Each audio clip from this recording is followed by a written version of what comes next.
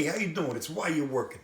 All right, the first thing I want to tell you, it's why you're working. We're talking about work, time, money, but always remember one thing, man.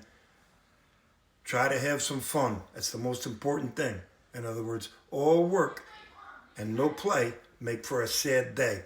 So try to have some fun. All right, let's get back to it now. Okay, no matter who you are, if you're a millionaire, if you're poor, you're going to be a consumer. You got to eat. You got to have clothes. You got to have a phone. You got to have electricity.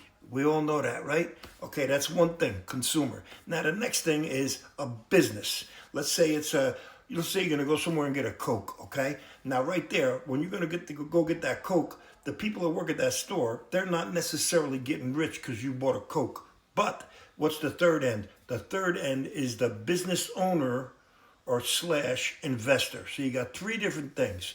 You got the consumer, you got the business, the people that work at the business, and then you got basically the business owner slash investor. Understand them three things. You got it now, right? Okay, so then talking about work, you're trading your time for money, and we talked about it before in other videos, the money's going down in value.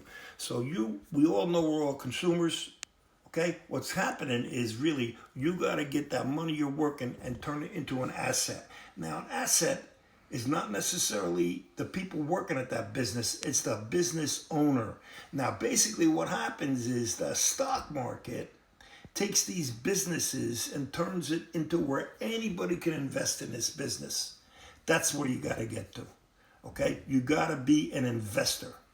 Just because then when somebody buys a Coke, you own part of Coca-Cola. So somebody can buy a Coke in Africa or in Honduras or in China. But if you are an investor and you own Coca-Cola stock, you're making a tiny, tiny piece of the profit.